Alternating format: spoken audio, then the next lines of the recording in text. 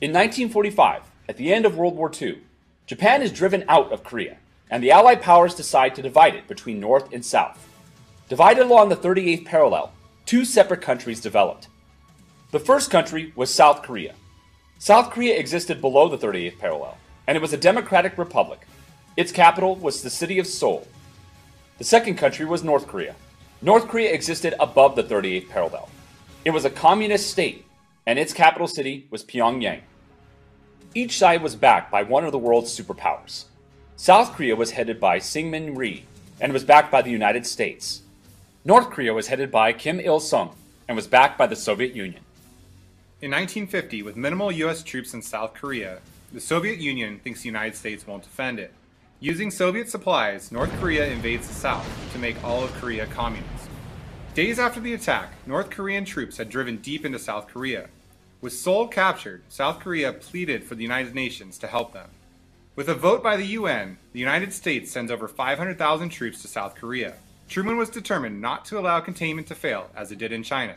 In September of 1950, led by General Douglas MacArthur, the UN counterattacked. Momentum swings as the UN troops push North Korean troops across the 38th parallel. 50% of North Korean troops surrendered, and the UN troops push north to the Chinese border. Threatened by the proximity of the UN ground forces, the Chinese joined the war. Over 300,000 Chinese troops overwhelm the UN forces and drive the front back to the 38th parallel. For 2 years, the two sides fiercely battled to a bloody stalemate. Neither side could make advances beyond the 38th parallel, the pre-war border. Surprisingly, in 1951, the Soviet Union suggested a ceasefire in the conflict. This brings about the 1953 armistice. Brokered by the United States, the Soviet Union, and by China, both sides agreed to a truce. Both sides agreed to establish the 38th parallel border, the border that existed before the war. They also agreed to a demilitarized zone at that border. Neither side was allowed to station troops or armaments at this border. Ironically, the demilitarized zone between North and South Korea is the most militarized zone in the world today. From the US standpoint, the war was a stalemate because neither side won. However, containment had worked. North Korea had invaded the South in order to spread communism, but they had been pushed back successfully by US and UN troops.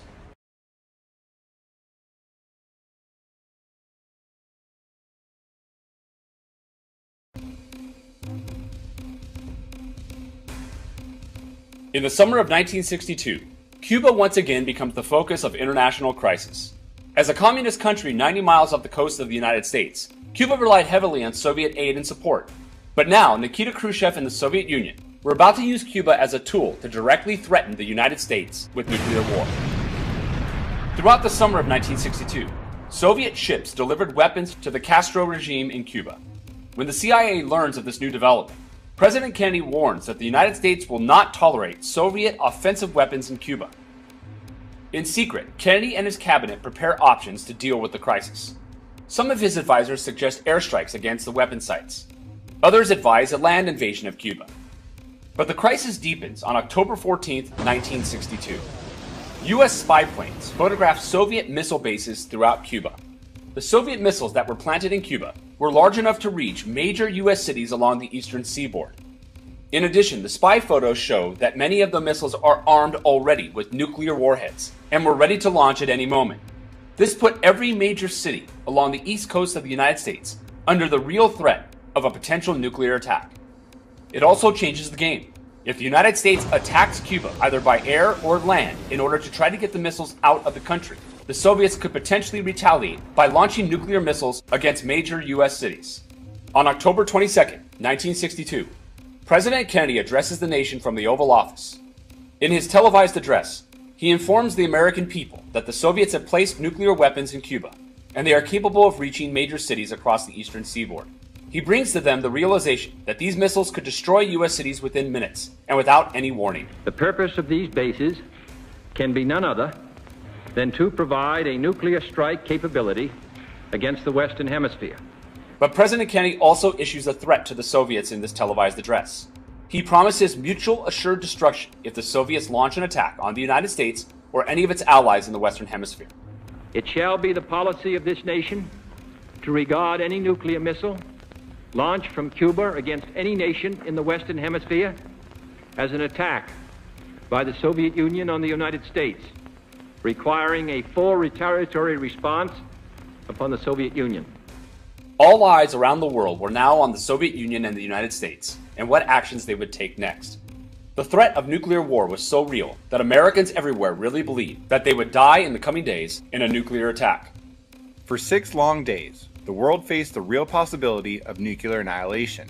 Kennedy and his cabinet met all day, each day, debating how to protect the country while trying to avoid a nuclear war with the Soviets. Finally, Kennedy decides on a naval quarantine of Cuba. To halt this offensive buildup, a strict quarantine on all offensive military equipment under shipment to Cuba is being initiated. All ships of any kind bound for Cuba, from whatever nation or port, will, if found to contain cargoes of offensive weapons, be turned back. The United States sent massive naval forces to blockade the island, and they threatened to sink any Soviet ship bound for Cuba. This blockade was a time of great tension between the two rivals. Any small slip-up from one of the commanders on any of these ships could have led to a firefight, leading to all-out nuclear war. With no direct contact between Kennedy and Khrushchev, they both relied on communication with the ships to get them through this crisis. When these Soviet ships finally reached the blockade, they turned around. Kennedy's resolve to keep nuclear weapons out of Cuba proved too much, and Khrushchev flinched. The United States had taken the upper hand on this extremely tense standoff. After almost 2 weeks of tension, the crisis was over. The world looked favorably on the U.S. response to the crisis, and Nikita Khrushchev lost prestige. President John F. Kennedy had proven his resolve and had finally shed the image that he was too young and too weak to lead the United States. Secretly, the two sides agreed on several things to end the crisis. First, the Soviets would dismantle and remove all weapons from Cuba immediately. Second, the United States agreed not to invade Cuba at any time. Third, the United States also agreed to secretly remove its nuclear weapons in Turkey. The American missiles in Turkey were equal distance to the Soviet Union that Cuba was to the United States. In the eyes of the two world leaders, the removal of the Soviet missiles in Cuba and the American missiles in Turkey were an equal trade-off, and a first step towards world disarmament.